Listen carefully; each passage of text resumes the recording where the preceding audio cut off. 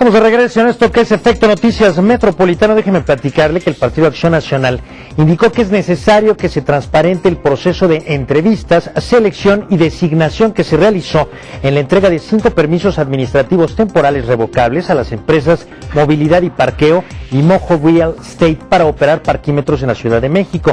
Para hablar de este tema agradezco la presencia en el estudio de la diputada Gabriela Salido Magos, integrante de la Comisión de Desarrollo e Infraestructura Urbana en la Asamblea Legislativa del Distrito Federal. Diputada, buenas tardes y gracias por estar aquí. Al contrario, René, gracias por la invitación. ¿Cuáles son, diríamos, los puntos no del todo luminosos en la forma en la que se otorgó esta concesión para operar los parquímetros? Mira, es que, empezando desde el principio, no es precisamente una concesión, es un permiso. Okay. Es un permiso que no obliga a la autoridad a pasar por este proceso de licitación que debería de suceder si sí fuera una concesión. Ese es el primer tema que es cuestionable.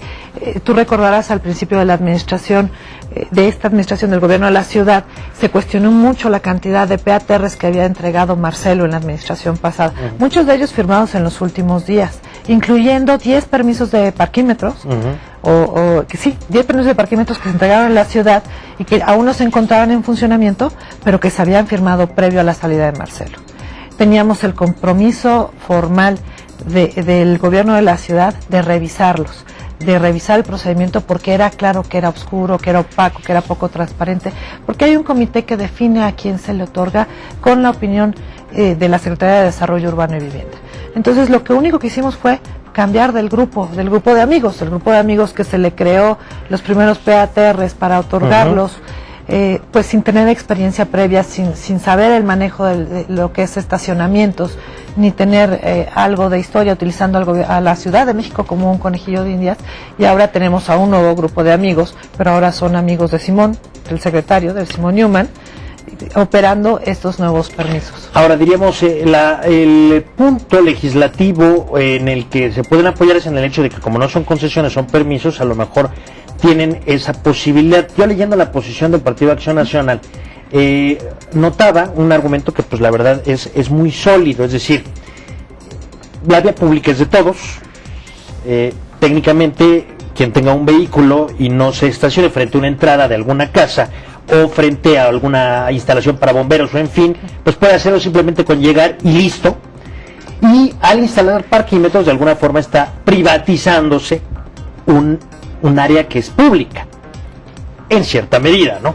También hay que observar que, bueno, pues los franeleros ya se han apoderado de ciertas zonas de la Ciudad de México y que la instalación de parquímetros de alguna forma viene a medianamente resolver este problema, aunque al ciudadano se le está cobrando nuevamente el impuesto que ya se le había cobrado, ¿no? Y por el cual se supone la vía pública tendrá que estar en buenas condiciones, sin franeleros y sin el peligro de que su vehículo quede en mal estado.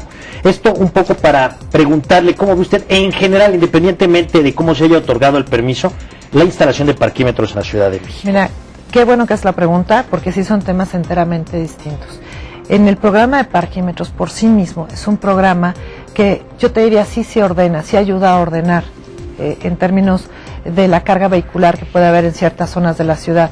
Sin embargo, es indiscutible que la definición de las zonas, los estudios previos de factibilidad, pues hasta ahorita no habían sido entregados en tiempo y forma antes del otorgamiento del PATR. Muchos de ellos fueron elaborados o creados o mandados a hacer por la Secretaría posterior a entregar el PTR e incluso al funcionamiento de los propios parquímetros. Te doy el permiso, opera y ya luego analizo a ver si luego se complemento el expediente, ¿no? Vamos a ponerlo en esos términos. Pero que es gravísimo. Te voy a decir por qué.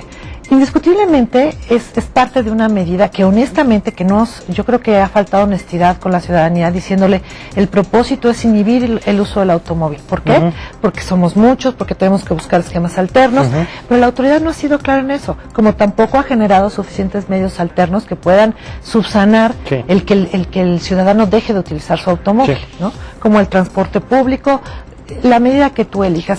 Puede ser tan rosa como las ecobicis, ¿no? O tan cuestionable hoy como el metro, cuestionable por los antecedentes que ya sabemos, más no por la eficiencia o la eficacia. ¿no? Sí.